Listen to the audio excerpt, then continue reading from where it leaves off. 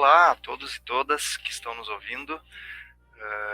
Esse é o primeiro programa de podcast da Regional Sul da Coordenação Anarquista Brasileira e a gente vai conversar um pouquinho hoje sobre a conjuntura da pandemia do coronavírus e os impactos dela nos territórios, nas frentes de atuação e junto ao nosso povo em cada um dos 3 estados onde a gente tem organização presente. Está aqui hoje militantes da FAG, Federação Anarquista Gaúcha, do KBN, Coletivo Anarquista Bandeira Negra, e do CALC, Coletivo Anarquista Luta de Classes. Vou pedir para o pessoal se apresentar, falar rapidamente seu nome, da sua organização, para a gente poder continuar o nosso papo aí. Boa noite a todos, eu sou a Rayane, da Federação Anarquista Gaúcha, de Santa Maria. Sou militante coletivo de Mulheres Negras da Andara, milito pela Resistência Popular Comunitária e sou morador da ocupação Vila Resistência. Boa noite a todos e todas, sou João Pedro, do Coletivo Anarquista Bandeira Negra, milito aqui no Estudantil, na Coletiva Autônoma Estudantil e no Movimento Passe Livre. Eu sou a Marina, eu sou do CALC, Coletivo Anarquista Luta de Classes, do Paraná. Eu milito também na Resistência Popular Estudantil do Paraná. Bom, então, bem-vindo e bem-vindas, companheirada aí que vai estar conversando um pouquinho hoje, né, sobre a conjuntura e as nossas, e não só sobre a conjuntura, mas nossas iniciativas também, né, de cada uma das organizações para enfrentar os dilemas, os problemas que essa conjuntura está nos colocando. Antes da gente começar, queria então só divulgar os nossos meios de comunicação da Coordenação Anarquista Brasileira, né? O site é um site novo, que é o cabeanarquista.org, tem a página do YouTube também, Federação Anarquista, youtube.com/Federação Anarquista, e o Instagram da CAB também, instagram.com/CABanarquista.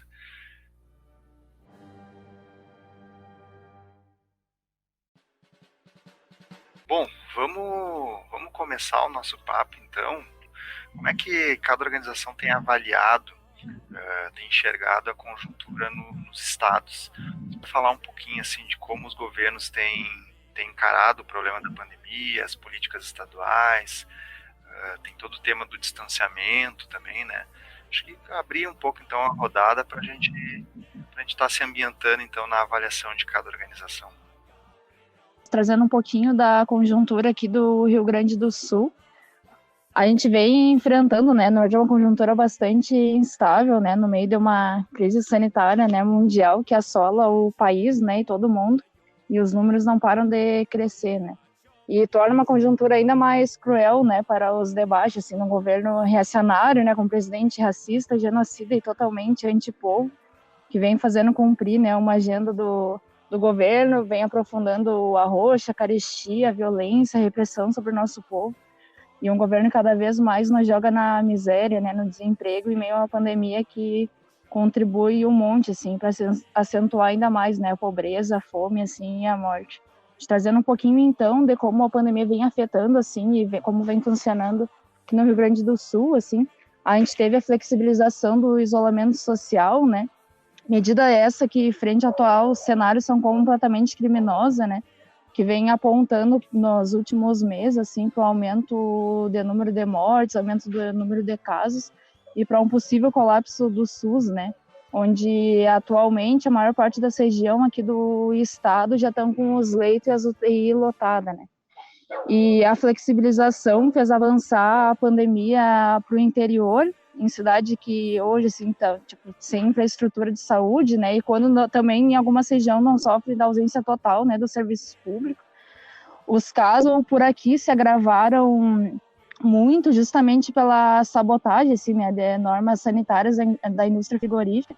Só aqui no Sul teve 19 frigoríficos, assim, com mais de 495 casos contabilizados em mais de 16 municípios. E o que acabou levando um aumento dramático, assim, né, infectados e mortos entre os povos indígenas, que hoje, né, lamentavelmente, já ultrapassa mais de 490 mortes e atingem mais de 130 povos, né, no país.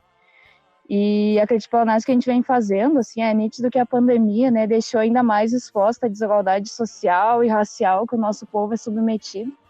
A letalidade do coronavírus, né, hoje está, e aqui no Sul, eu acho como nas outras regiões, né, está entre a população pobre e periférica, entre os povos indígenas, que é justamente por estarmos mais vulneráveis, né, devido às condições sociais que são impostas, né, para o nosso povo, desde a falta de acesso à saúde, água potável, saneamento básico de qualidade, a moradia, né, e trabalho precário, entre diversas outras carências, né.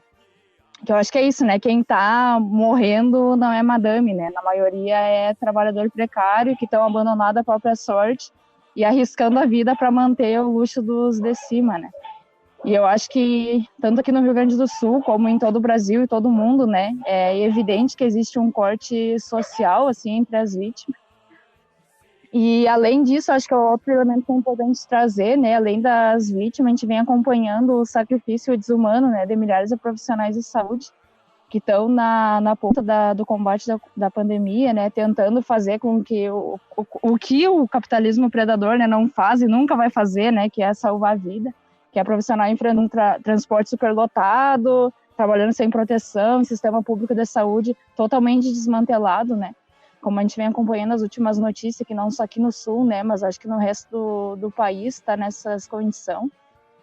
E é isso, a gente sabe, né, quem são os culpados, né, do nosso povo estar vivendo, enfrentando essa realidade, justamente em meio a uma pandemia que o mínimo, né, que a gente deveria, todo trabalhador deveria receber, esse debate seria a condição, né, para estar tanto dispensa remunerada do trabalho, renda básica para conseguir se manter, né, algo que não está tendo, que tem esse auxílio emergencial, que depois a gente vai conversando, né, que boa parte do povo não consegue acessar justamente por conta da burocracia, né, mas eu acho que um geralzão, assim, sobre a conjuntura aqui do Sul frente à pandemia seria isso.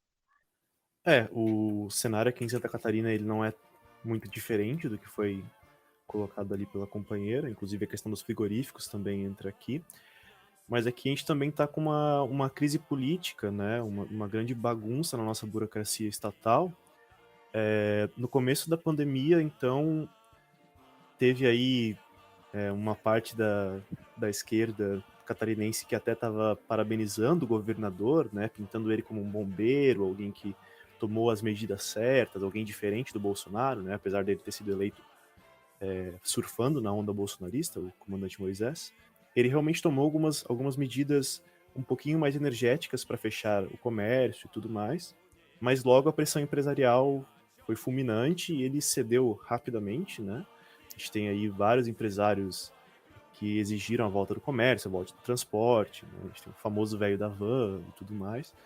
E além disso teve a questão da fraude dos respiradores, né? Que foi algo que tomou aí proporções nacionais.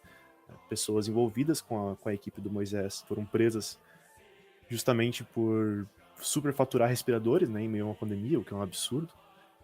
Isso envolveu mais estados, mas foi descoberto aqui em Santa Catarina. Então, a direita mais bolsonarista aqui de Santa Catarina começou a pedir impeachment do Moisés, chamar ele de comunista e coisas absurdas desse tipo. Então, você tem toda uma disputa interna de poder em meio a uma pandemia, né? E essa disputa não tem nada a acrescentar para tentar salvar as pessoas.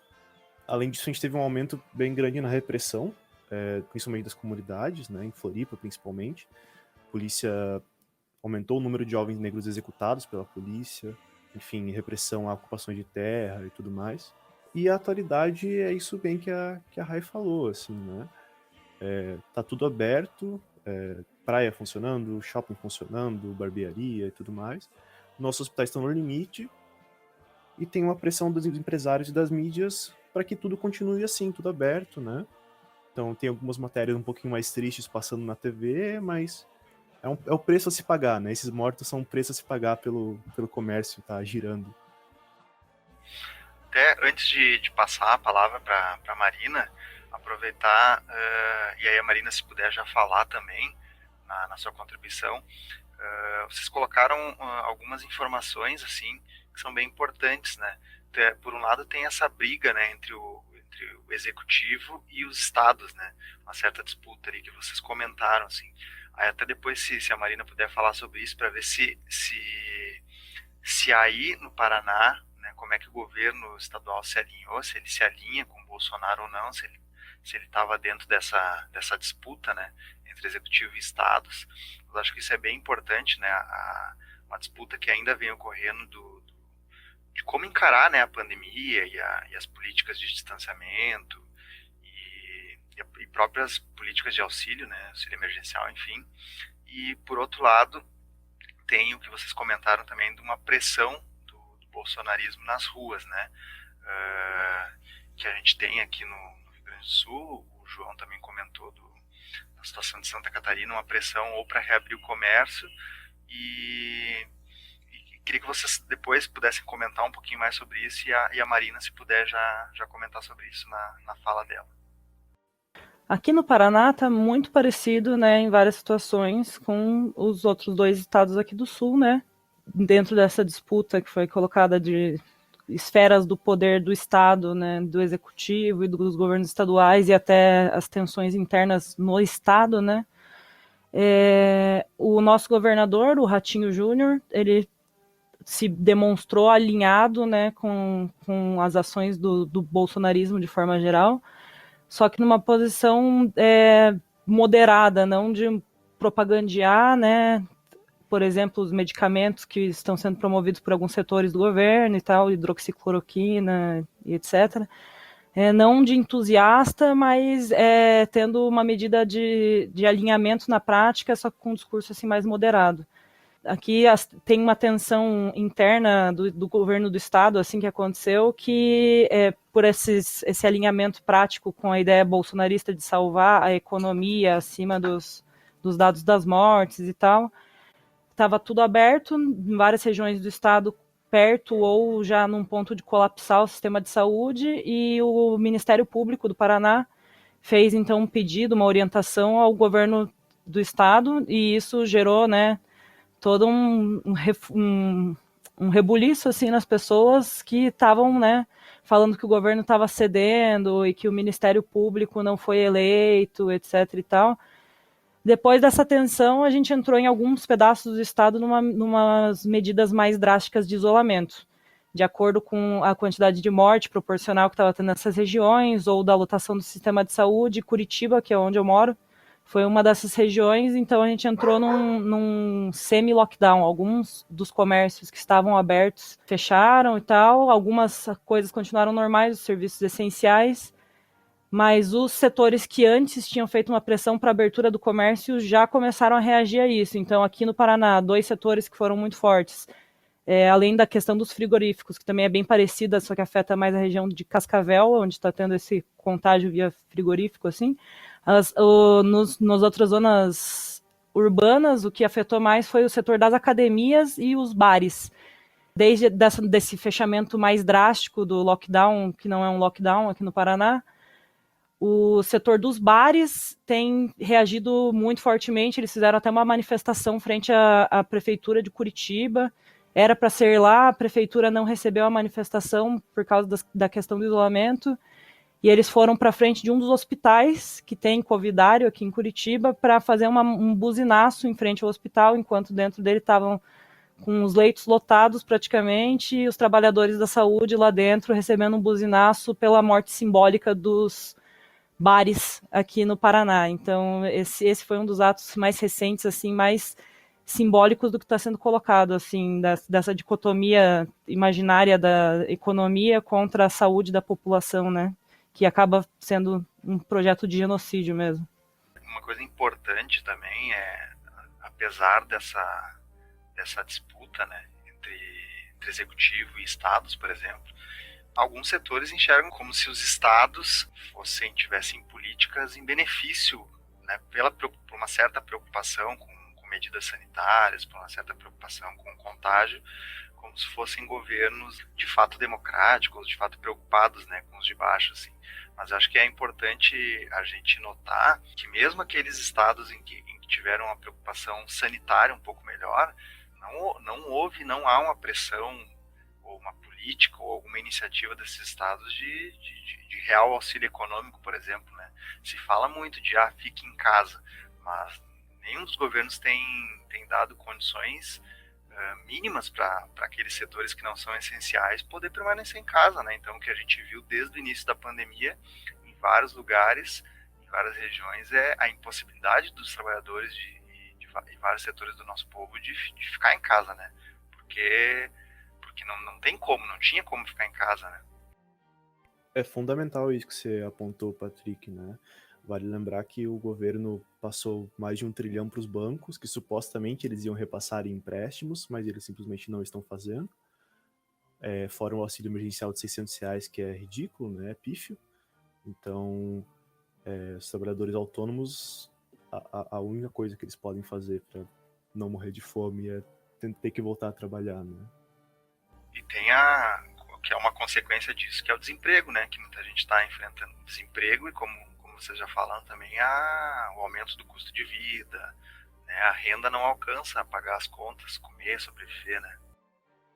Aqui no Rio Grande do Sul, assim, o Eduardo Leite também teve um discurso moderado, assim, né? Eu acho que sendo levados também a reboque pelo posicionamento dos outros governadores, frente às políticas de distanciamento, né?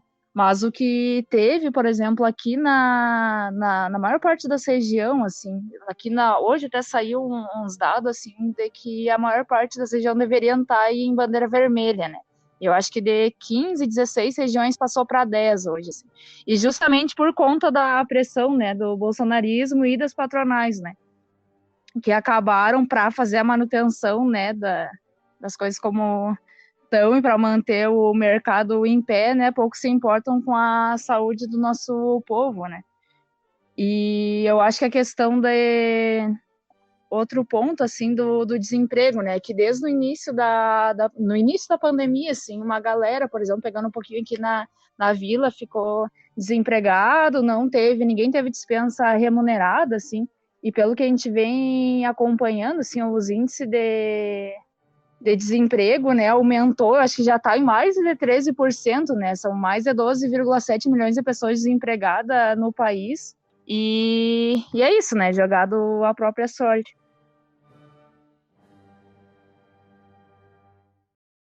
Uma coisa também que imagino que esteja comum, né, nos 3 estados é a situação da educação básica, né? Porque, dadas as medidas de distanciamento, todos os colégios estaduais aqui, depois de um tempo, pararam, né?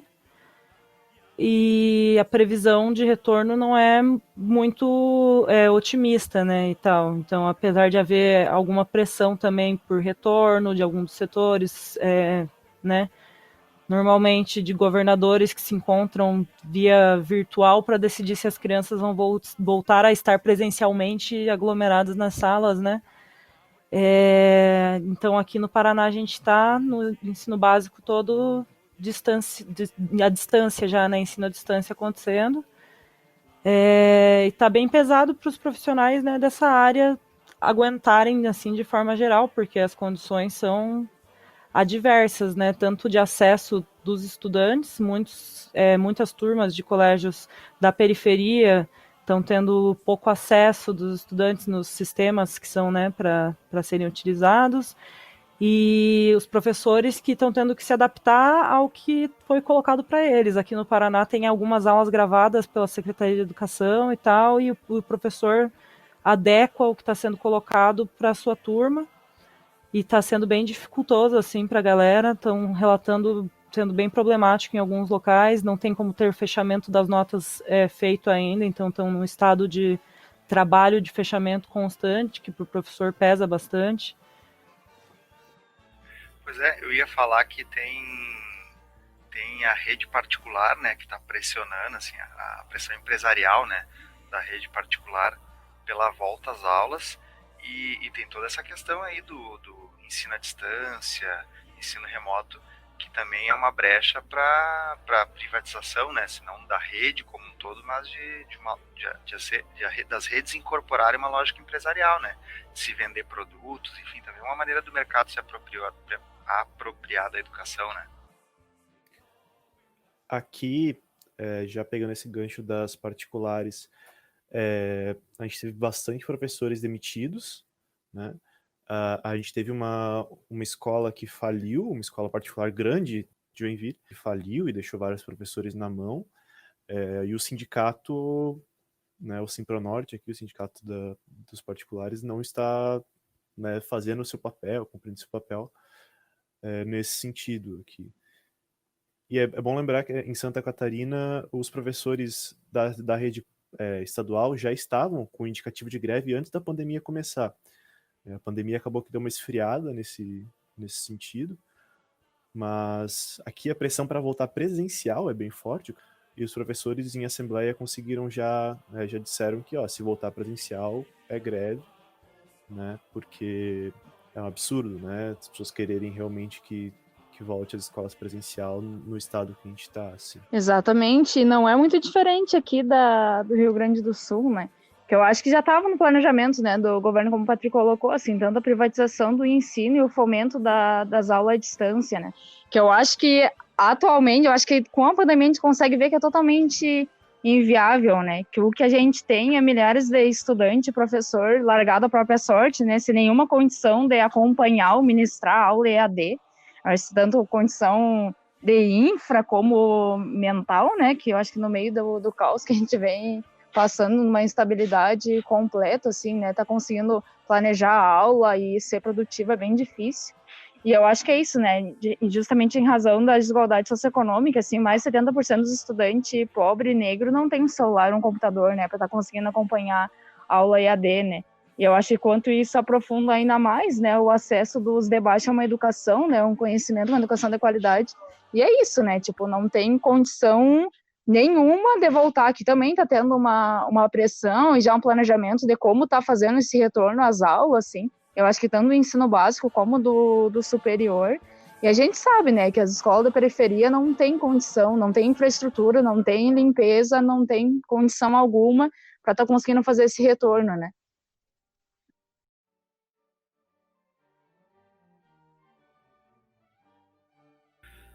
Companheirada, eu queria, se a gente não tiver mais que aprofundar nesses temas, eu queria voltar num tema e depois falar de um assunto que a gente não falou ainda.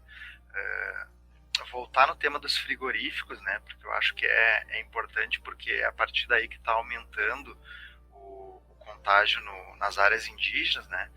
E acho que é uma situação comum tanto no norte ali do Rio Grande do Sul como Santa Catarina e Paraná também, que vocês colocaram.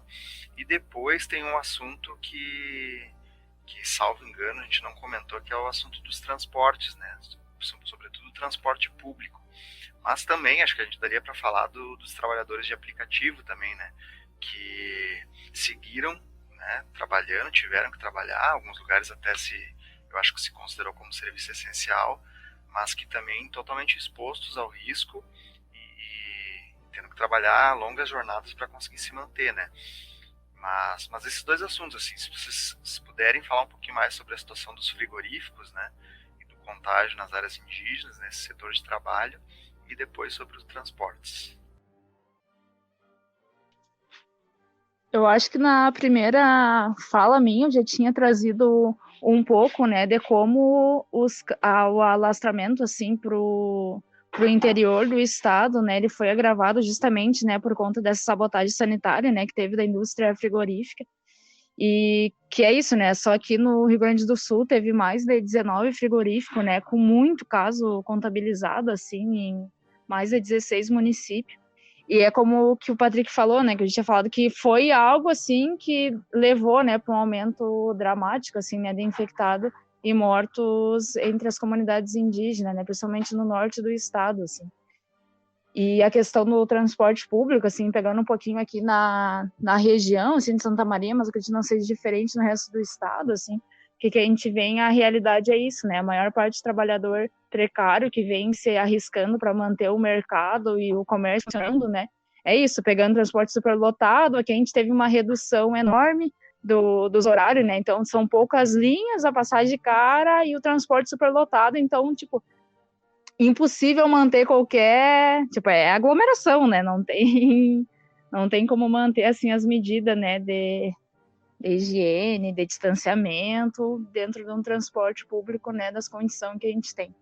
Sobre essa questão do transporte público, aqui foram feitas algumas matérias na mídia local, assim, sobre a questão da educação, né, que as pessoas não têm educação e não esperam na fila o outro descer, como se a aglomeração fosse culpa da falta de educação da classe trabalhadora, né, o que é um absurdo, assim, as pessoas, elas estão aglomerando porque elas estão correndo para ir para o trabalho, porque elas, enfim, têm que chegar cedo em casa, né? É um absurdo como a mídia coloca esses problemas como individuais, né? Comportamentais, sendo que é um absurdo as pessoas terem que estar trabalhando, terem que estar pegando transporte público lotado. Aqui em Joinville não é diferente, a fiscalização praticamente não existe. Foi feito um teste nos terminais de ônibus, aquele teste rápido, né, que não é o teste completo, e 10% das pessoas testadas no terminal tinham contato com o vírus, né? Então, um absurdo, assim, os números voaram depois que o governador cedeu nos transportes municipais. Bem triste, assim. Aqui em Curitiba, bem no começo da pandemia, também foram reduzidas as linhas e os horários, como a Compa do Rio Grande do Sul falou, assim. E foi uma medida que no momento em que foi tomada, assim, a aglomeração nos terminais ficou muito maior. Foi inclusive revogada meio rápido, assim, porque avaliaram como absurdo, né, essa redução que vários lugares continuaram praticando, assim. E agora, né, que a gente entrou em algumas regiões num regime teoricamente mais severo, aqui em Curitiba e na região metropolitana foram colocadas algumas regras para o transporte público que também acabaram sendo inviáveis, né? Nos lugares que estavam com comércio aberto, que as pessoas dependem do transporte público, não tem como você falar que só vai entrar no ônibus quem puder ficar sentado, né? Que é a proposta que está sendo colocada aqui em Curitiba. Então, né? Essa culpabilização individual das pessoas, como se fosse simplesmente esperar um outro ônibus, enquanto elas têm, né, um trabalho a ser mantido, também tem acontecido bastante. E a questão dos frigoríficos, que nem eu falei, né, aqui no estado parece estar afetando mais a região de Cascavel. E alguns dias atrás, na semana passada, o governador, né, do estado, o Ratinho Júnior, deu uma entrevista, né, num dos canais grandes de comunicação, culpando em parte a condição de trabalho no frigorífico, não no sentido da aglomeração ou dessa sabotagem, né, das normas fiscais no ambiente de trabalho deles, e sim em haver frio e umidade. E esse é um discurso que ele tem falado bastante, que os estados aqui no sul demoraram até agora para começar a tomar atitudes porque estavam esperando o inverno, que ia ser a pior época, assim. E ele está tentando passar esse discurso agora e relacionando isso também à condição dos trabalhadores do frigorífico, que eu achei uma atitude completamente, né, absurda, descabida, anticientífica e antipovo. Exatamente, é um discurso que eles fazem justamente para jogar o corpo fora, né? Que a gente já vinha passando, assim, enfrentando a flexibilização, né, das leis trabalhistas, e algo que as empresas, assim, o comércio já estava tentando fazer, pelo menos aqui na região, assim, a maior parte dos trabalhadores da parte mais precária, assim, trabalhando de uma carga horária menor, daí reduzindo o salário, só que é isso, né? Igual a galera, tipo, tendo que ir trabalhar, correndo, colocando a vida da família, da comunidade, né? A sua vida em risco para manter o comércio, né? Para os de cima. Eu acho que esse tema da culpabilização, né, individual, ele, de alguma maneira também, muita gente tem feito esse discurso, né? Ele está bem difuso, assim, em relação por exemplo, as pessoas que estão indo a parques, a áreas abertas e se colocando em condição de risco, né, e de contágio. E por mais que a gente sabe que às vezes tem pessoas que enfim, até assumindo um discurso anticientífico, um discurso que vem do próprio executivo, né, essa não é um tema que a gente possa simplesmente culpabilizar, né, porque a gente está falando, de um sistema, né, um sistema capitalista, sistema que por mais que a gente veja, né, a gente estava falando antes dessa disputa entre governos estaduais e executivo, mas a gente sabe que por mais que tenha essa disputa, todos eles concorrem no mesmo sistema, né, o mesmo modo de funcionamento das coisas. Então acho que isso é bem importante, esse tema que vocês levantam, porque ele é um discurso que está circulando, né, de que a culpa são das pessoas que não estão respeitando o isolamento. E aí tu vê mesmo, uma situação é quando tu é obrigado a ir trabalhar, né? Porque tu não tem opção. Outra coisa é tu ir simplesmente passear e não se importar com o outro. mas de qualquer forma é um discurso que não coloca em xeque o Estado, né, a estrutura do Estado, a patronal, os empresários. Acho que isso é bem importante, assim, se vocês quiserem comentar mais também, fiquem à vontade. Mas aí eu queria passar para um tema, está bem fresquinho hoje, a medida provisória que permite acordos de redução de jornada e salário. A medida essa ela já está em vigor há mais de 3 meses, mas recentemente, na última semana, então, ele sancionou essa medida, a medida provisória 936, né, que permite acordos individuais de jornada e salário, e ampliou o tempo também. Mas, enfim, acho que isso o mais importante depois a gente pode, né, cada um ver nos portais aí e entender melhor o impacto dessa medida. Mas acho que o importante para nós é ver a maneira com que o governo está agindo em função da pandemia, né? E não é em defesa do trabalhador, né? É em defesa da economia, e o governo diz que manter a economia funcionando porque as pessoas precisam do seu salário, mas a gente sabe que isso é papo furado, né? Então, só para contribuir e sinalizar mais uma medida antipovo, né, do governo. E até eu acho que é algo para estar comentando, assim, que a maior parte, pelo menos aqui, a gente vem acompanhando uma empresa da parte de construção civil, assim, uma empresa terceirizada, que está há mais de 3 meses sem pagar os funcionários, assim, tipo, só dando almoço, tipo, condição, assim, análoga à escravidão, assim, no trabalho, né, porque, tipo, só dá o almoço. A gente estava conseguindo dar algumas cestas básicas, assim, para algumas das pessoas, assim, dessa empresa. Só que é isso, galera que vem, tipo, uma empresa terceirizada como construção civil, que pega a galera lá do norte, assim, do nordeste, traz para cá, e tá dramática a situação, assim, a gente tá tentando ver o que pode fazer frente à situação, mas a galera bastante receosa também de ser demitido, fazer alguma coisa e ser demitido, né, daí nisso não quer também colocar pressão e fazer denúncia, justamente por medo de não receber esses 3 meses trabalhado.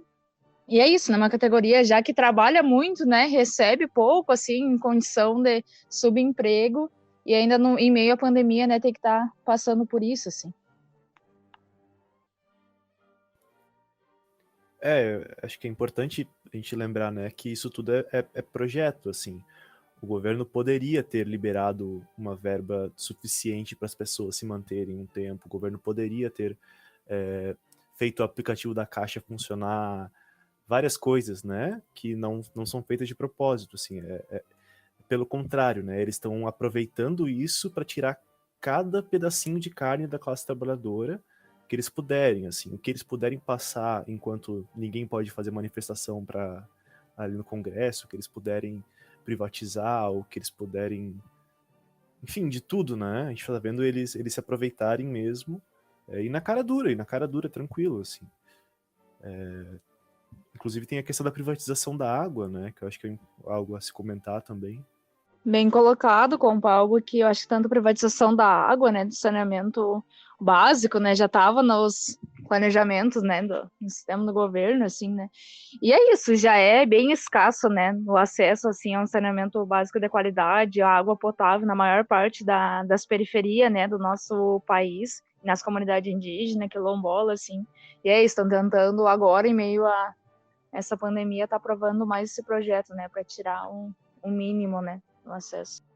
Paralelo com a questão da privatização da água, que tem um impacto gigantesco, né, na vida das pessoas, e foi aprovado às pressas nesse período em que não podemos ir na rua se manifestar direito, né, e tal, exercer formas mais diretas de pressão.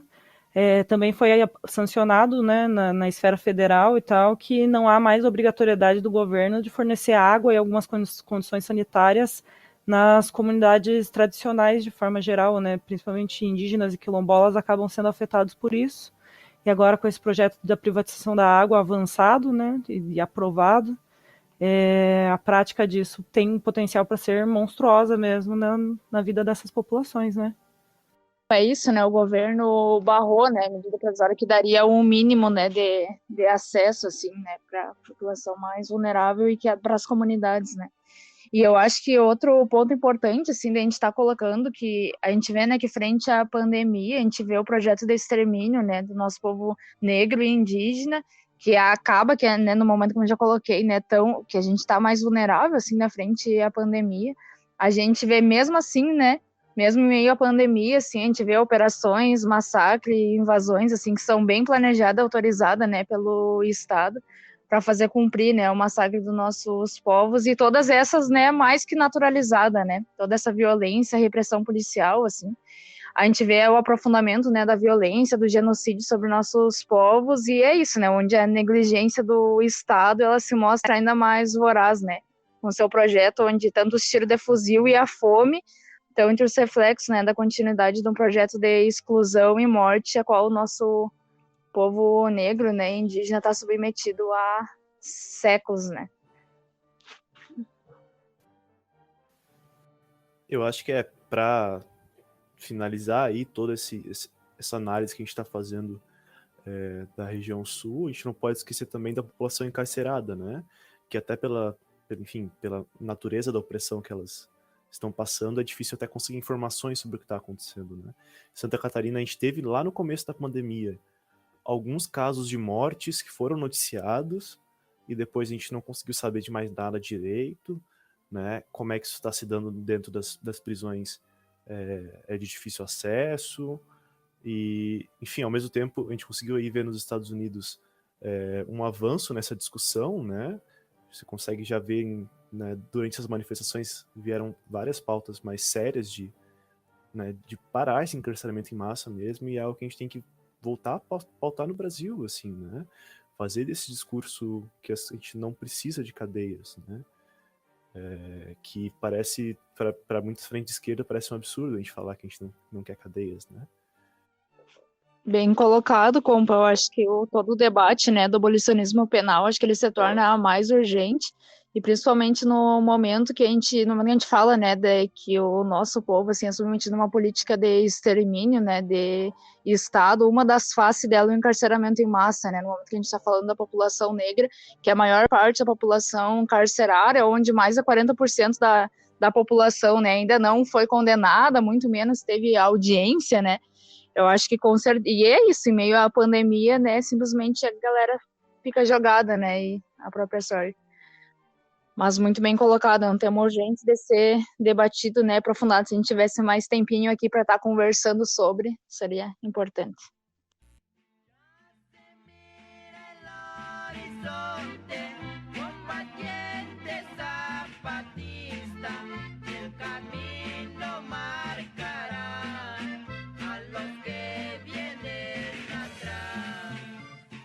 Mas aí acho que é isso, o papo que a gente está fazendo é bem importante, assim, a gente vê que tem muitas coisas comuns, né?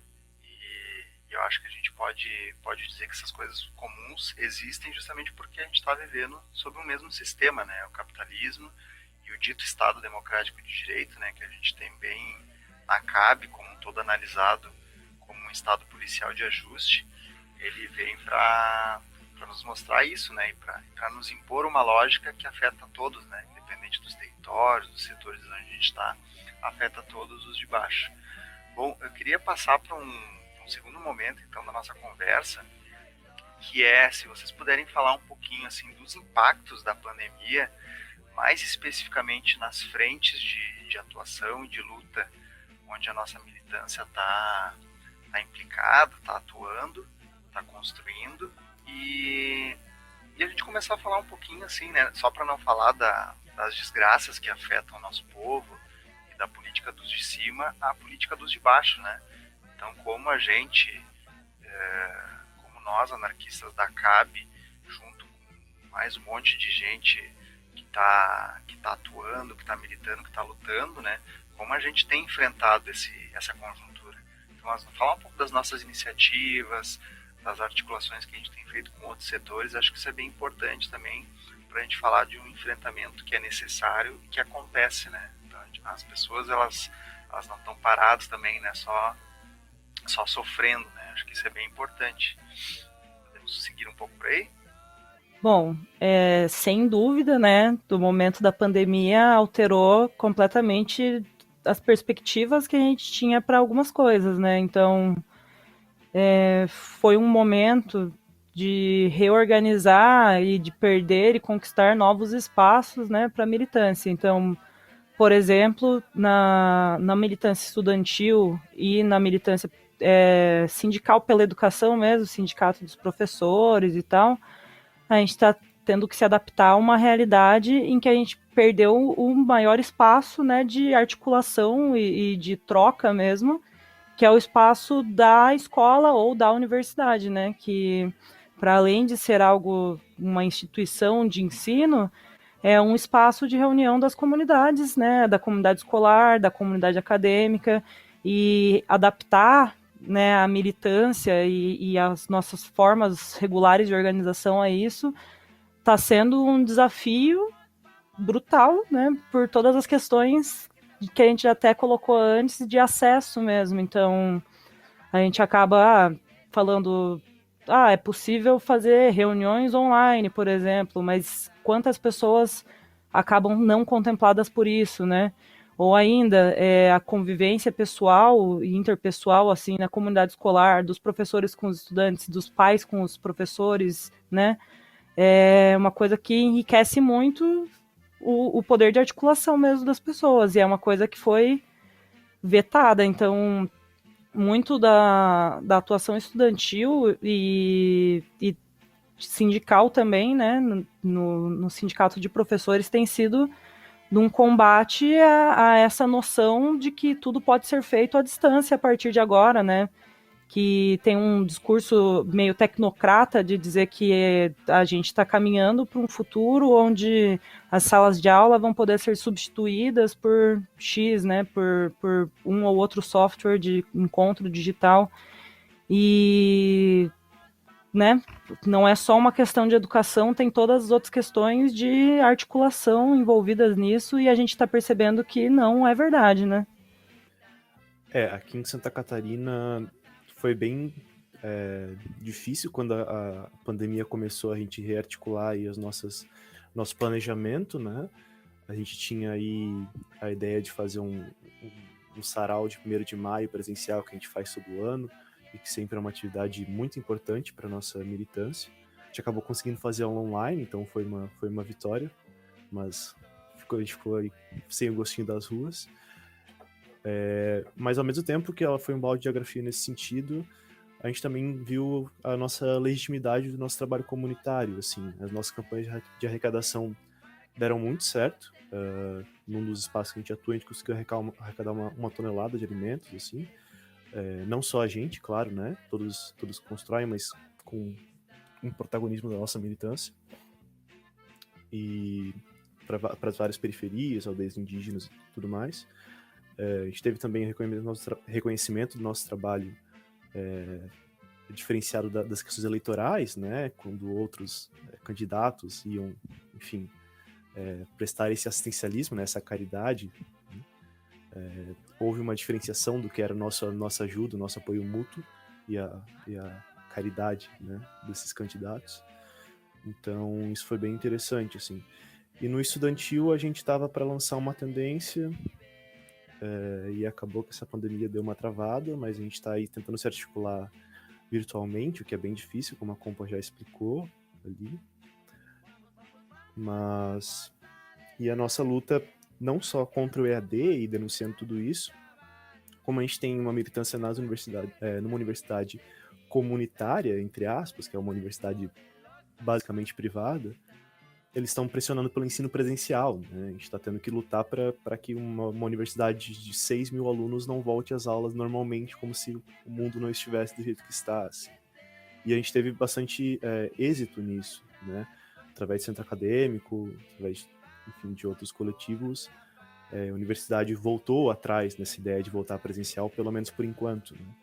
Mas foi bem absurdo, assim, ver que a perda de matrículas era mais importante que a vida dos estudantes, assim.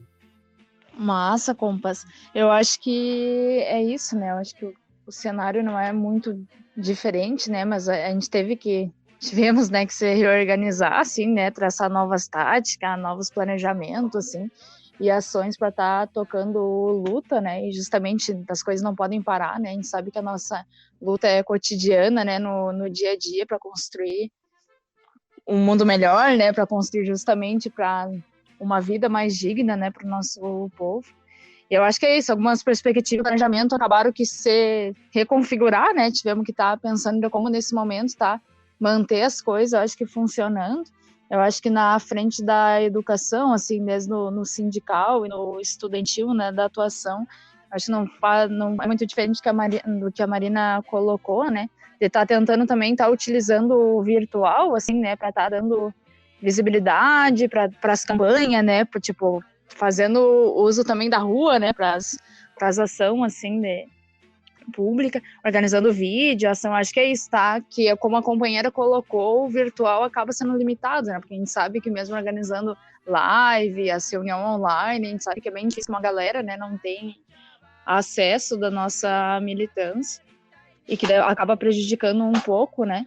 Mas eu acho que é isso, né? Seguimos a todo vapor, temos que se readaptar, né? Eu acho que a conjuntura aqui no âmbito comunitário, por exemplo, né? A gente teve que parar, né? Por exemplo, os mutirão, a atividade, que a gente também estava aqui na vila, por exemplo, a gente estava construindo reformando, na verdade, a escolinha comunitária, Helena Quinteiros, que a gente tem aqui. Agora a gente tentou fazer tentou retomar a reunião, assim, né? Com afastamento, todos os cuidados, assim, mas porque é importante, assim, né? Justamente até por ser uma comunidade, algumas coisas a gente não tem como parar, né? E tá qualificando a vila, tá lutando por acesso, né? Mínimo, assim, saneamento, a água e todas essas lutas básicas, assim. Mas eu acho que, em geral, é isso, né? A gente foi se readaptando, assim, e eu acho que se reorganizando, né? E eu acho que a gente está conseguindo, tá dando conta. Eu acho que é algo importante trazer, assim, essa participação que a gente teve, né? Eu acho que em todos os estados, na construção dos atos antirracista, né? Antifascista dos últimos meses, né? Que vem construindo, assim, né? Produzindo, assim, um espaço de mobilização e enfrentamento dentro da conjuntura e que justamente através dessa pressão nas ruas, né? Vem fazendo a direita recuar e vem dando enfrentamento, né, esse governo racista, né, antipovo do Bozo. E também, né, mantém pelo braço armado, né, do Estado nessas políticas, né, que, como eu já tinha colocado, né, segue ceifando as vidas pretas, periféricas, pobres, né, tanto quanto o vírus, né.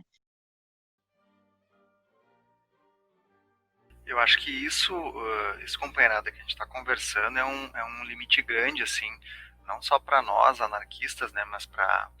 Vamos falar em esquerda no geral, sabendo que isso é bem problemático, assim, né, porque a esquerda hoje está muito confundida com o PT, e, bom, a gente está cansado de saber que de esquerda o PT já não tem mais nada, né, mas vamos falar, assim, esquerda no geral, que é esse dilema, assim, no momento de pandemia, que a gente ir para a rua é se colocar em risco, e muitos companheiros e muitas companheiras a gente sabe que não podem de fato ir para a rua, né?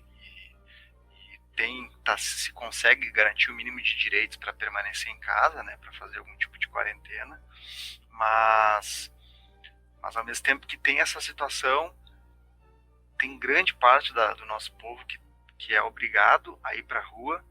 E boa parcela desse nosso povo, as esquerdas, de um modo geral, perderam espaço no meio dessa gente, né? Então, perderam espaço, enfim, por concepção, né? Não vamos entrar nos motivos que fizeram a esquerda perder espaço. Mas fato é de que, para fazer o enfrentamento que a gente defende, né, tanto ao governo, mas também para que a gente consiga, né, de fato se apoiar e de fato garantir o mínimo de sobrevivência nesse contexto, a gente precisa estar junto, né? Precisa estar lado a lado, precisa de alguma maneira estar aglomerado, assim, para usar a palavra que a gente tem usado bastante nos últimos meses, né? Então, acho que esse é um limite para nós, né? Como fazer o enfrentamento, como ter iniciativas que são emergenciais, a gente sabe, né?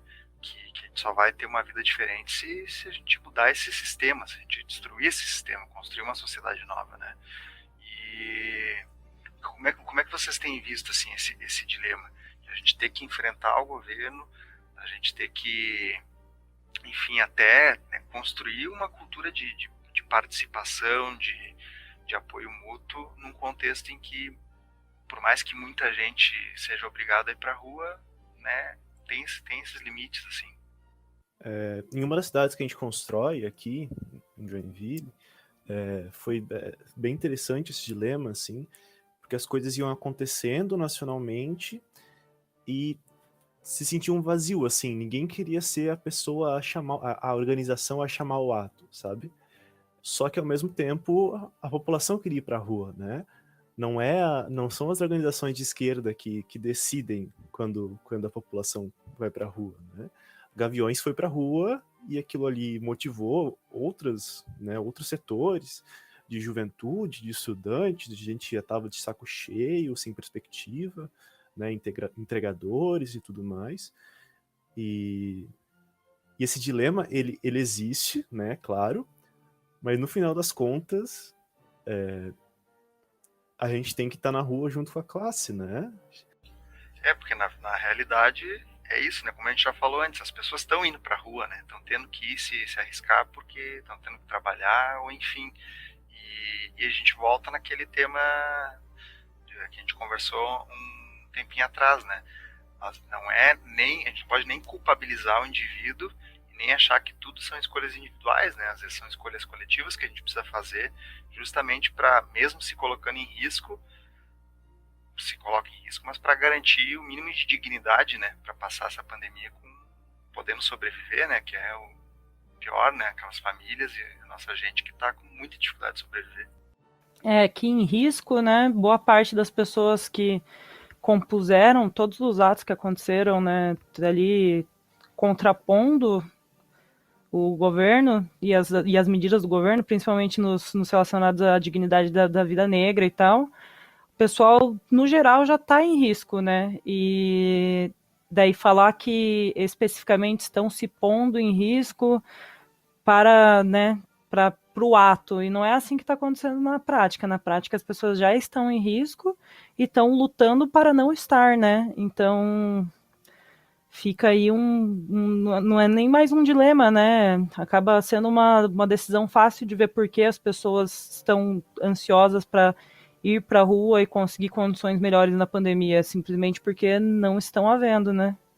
Em risco elas já estão.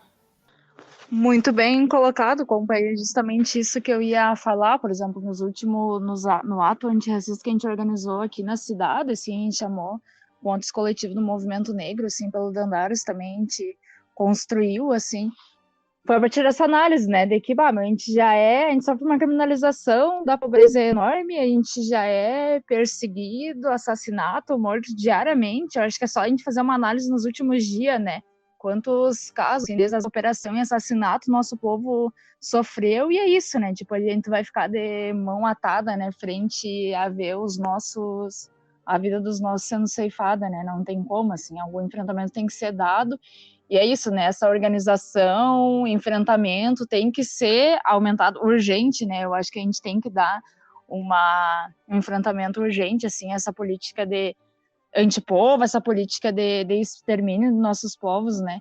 Porque assim não tá dando, né? Eu acho que, como eu coloquei só nos últimos dias, quantos mais a gente perdeu e não podemos estar só assistindo, né, de mão atadas, porque numa próxima pode ser um dos nossos, né?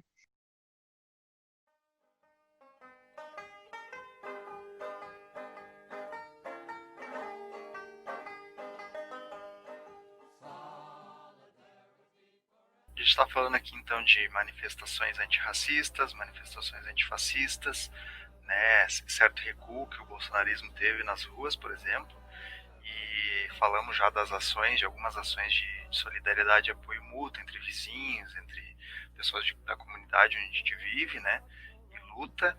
E vamos falar um pouquinho, talvez, não sei o que vocês acham, da campanha de luta por vida digna, que as organizações da CAB impulsionam, junto com uma série de coletivos, de grupos de tendência, né, Brasil afora, e que está tocando justamente nesse assunto, né, vida digna. Querem comentar um pouquinho, falar da importância da campanha, dessa luta? Bom, a campanha por vida digna, ela tem um papel diferente, né, do um mero combate à pandemia, né, não um mero combate à pandemia, porque, claro, um combate à pandemia é muito importante, mas a campanha por vida digna, além de contemplar as medidas que fariam sentido dentro da pandemia, ela propõe algo que está além disso, né? Que são as coisas que a gente já tenta proporcionar, impulsionar normalmente, né? Com a nossa atuação nos movimentos. Aqui no Paraná, vale destacar o pessoal do MOB, né? Movimento de Organizações de Base, que está atuando nas comunidades aqui, né? Em Tamandaré e na Portelinha, realizando muitas ações relacionadas à pandemia, nesse sentido que a Compa do Rio Grande do Sul, a RAI, falou, né, de ações de distribuição, de kits de higiene, a colaboração com as iniciativas de cooperativa, né, de trabalho cooperativo, para que o pessoal que já estava nessa função, já estava incentivando e participando desse trabalho, consiga manter a sua renda nesse momento de pandemia. Então, o pessoal do MOB, aqui no Paraná, assim, tem feito um trabalho extraordinário dentro da campanha por vida digna e ressaltando, né, que essas ações de agora não são por causa da pandemia e sim pela vida digna, né? Luta digna já em todas as divulgações. Está sendo bem interessante o trabalho da galera mesmo. Aqui em Santa Catarina, além das ações, né, de arrecadação, de apoio mútuo que a gente já comentou, um ponto bem importante da campanha é a questão da comunicação. Assim. A gente tem divulgado bastante coisa pelo Repórter Popular, né, tanto das denúncias de violência, quanto da divulgação de ações de apoio mútuo, enfim, né, das mais diversas notícias aí. Isso é bem importante, ainda mais num estado em que a mídia burguesa é tão bem fechadinha, tão bem controladinha. A gente tem avançado bastante nesse sentido, no alcance do Repórter Popular, na quantidade de visualizações e tudo mais. Além disso, tem trabalhos de muralismo muito legais feitos pelo Pintilute, assim, nas comunidades, que estão realmente abraçando essa ideia de vida digna. E também é muito importante porque, teoricamente, esse é um ano eleitoral, né? E é fundamental a gente diferenciar, e a campanha faz isso muito bem, diferenciar o que é assistencialismo e o que é apoio mútuo, né? E a gente está tendo bastante sucesso nisso aqui. Dali, compa, eu acho que é isso aí. O nome da campanha, eu acho que ela já traz, né, o que a gente pretende, né, tá construindo, assim, a partir da campanha da luta por vida digna, que como colocar, tá sendo construída nacionalmente, né, por diversos coletivos, movimentos, organizações, assim, que ela traz uma consigna que eu acho que ela já traz bastante o que a gente pretende, de que a nossa força move o mundo, né, justamente de a gente entender de que um povo organizado é um povo forte, então se a gente estiver junto, organizado, a gente tem força para estar conseguindo minimamente, né, tá produzindo uma mudança, né, e tá construindo um povo forte, né, combativo e mobilizado na luta, né, por vida digna, assim. E até eu acho que em meio à pandemia, né, a gente trouxe uma pauta emergencial, né, justamente popular contra o coronavírus para estar trazendo para estar tocando durante a pandemia, né? Que eu acho que, como os compa colocaram, né? Ela não é só. A gente não vem atuando, a gente já vinha pensando, né? Da construção dessa campanha antes da pandemia, com a pandemia, a gente, como é que a gente pode também estar tocando, assim, a campanha, né? Durante a pandemia, já pensando no horizonte pós-pandêmico, né? Mas a gente dialoga com alguns eixos que justamente tratam, né, de algumas carências nossas e justamente de trazendo, assim, alguns eixos que norteiam, assim, a campanha, voltar à questão da saúde pública, né, e universal, a questão da dispensa remunerada e renda social permanente, a suspensão de contas, dívidas e penas, a questão do direito à moradia digna, né, do abastecimento popular, do investimento público e divisão da riqueza, a questão do genocídio do povo preto, pobre e periférico, né, o combate, o direito dos povos originários e populações tradicionais, a paralisação imediata da mineração do Brasil, a reforma agrária popular e a luta do campesinato, o fim da violência contra a mulher, né, que é algo que a gente viu que os índices da violência contra a mulher aumentou 40%, né, contra o desmonte da educação pública, pelo direito dos LGBT.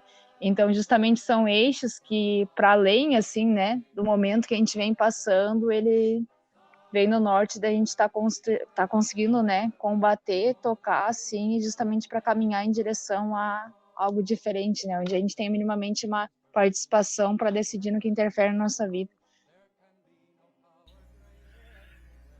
Tem o João falou muito bem, né? Tem o site do Repórter Popular, que está fazendo a cobertura das ações da campanha, né? Estão ocorrendo rodadas de ações nacionais.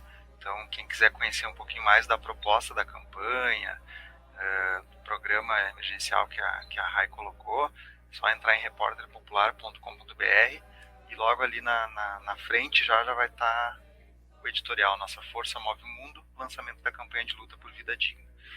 E tem um áudio também para quem quiser ouvir, e é importante, eu acho, para quem se sentir identificado, procurar, né, algum dos grupos da sua região que estão fazendo adesão à campanha. Tem a assinatura dos grupos também, todos ali que estão participando, procurar e se somar, né, ver uma maneira de contribuir, assim, em alguma das iniciativas, em alguma das ações, para justamente isso, né, a gente fortalecer uma luta que é necessária, né.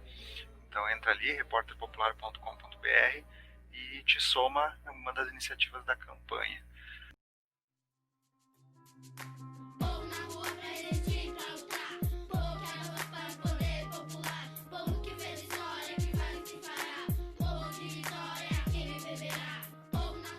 Bom, pessoal, então acho que a gente está chegando no final dessa nossa conversa, né?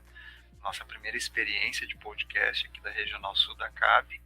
E antes da gente terminar, eu queria trazer para a nossa conversa a memória de um companheiro, né, de um companheiro anarquista, o Cecílio Vilar. O Cecílio Vilar, para quem não conhece, ele foi um militante do início do século XX, ele é um militante aqui do Rio Grande do Sul, mas teve atuação nacional também em outras regiões. Ele nasceu em 1888 e faleceu em 1918, no contexto da gripe espanhola. Então, quem quiser saber um pouquinho mais da história dele, a gente fez recentemente um texto em memória, que está na seção de memória do site da CAB, cabanarquista.org, e a gente faz menção a ele, né, pelo militante que ele foi, por ele ter morrido num contexto de pandemia, né, também da gripe espanhola. Ele foi militante da Federação Operária do Rio Grande do Sul, militou também na Federação Operária do Rio de Janeiro, participou da Confederação Operária Brasileira. Ele morreu em Passo Fundo, né, cidade aqui do interior do Rio Grande do Sul. E eu acho que é isso, né? É importante fazer memória a esse companheiro, ao contexto de vida e de luta dele, né? E pra gente também não esquecer de que muito dos nossos, né, dos nossos companheiros, das nossas companheiras, dos nossos vizinhos, dos nossos familiares, acabam morrendo num contexto como esse, em virtude de um sistema como esse, né? Como vocês já bem disseram, valoriza a economia, valoriza o lucro, as riquezas e não as vidas, né, do nosso povo. E trago um trechinho aqui desse texto que a gente fez em memória ao Cecílio Vilar, que faz uma relação com a conjuntura atual, se me permitem ler rapidamente, e que tem a ver com o tema que a gente falou dos frigoríficos mais cedo. O trecho abre assim: os operários da indústria da carne na região de Passo Fundo, da planta da BRF, em Marau e Serafina Correia, foram ameaçados e obrigados a trabalhar doentes, o que resultou na contaminação de colegas de trabalho e familiares. A região tem alta incidência do Covid-19 devido às taxas de casos e óbitos que são proporcionais à sua população, e sente as dolorosas perdas de entes queridos provocadas pela política criminal do sistema, que sempre corta mais fundo no andar de baixo. Os patrões sobem no barco, enquanto a classe trabalhadora e os setores mais populares se afogam na enchente e na tempestade. Os donos da economia, que empurram a classe trabalhadora para a insalubridade e a vala comum dos óbitos do Covid-19, sabotadores da saúde pública, carniceiros que põem o seu lucro acima da vida do povo, que nunca aceitam perder o poder e a riqueza de suas propriedades pelo bem comum. É contra ele que lutamos. E eu acho que é isso, né, companheirada? Fazendo memória ao companheiro, eu agradeço a participação das compas e do compa, e peço para vocês falarem algumas palavras finais para a gente encerrar, então, a nossa conversa de hoje. Bom, queria primeiro agradecer vocês, né, por terem feito essa conversa tão boa. apesar das nossas dificuldades técnicas, uma ou outra queda ali, eu estou muito feliz, né, que a gente está levando essa iniciativa em frente, conquistando aí mais uma forma de comunicação que vai ser ótima aí para as organizações. Agradecer a todo mundo que ouviu até aqui.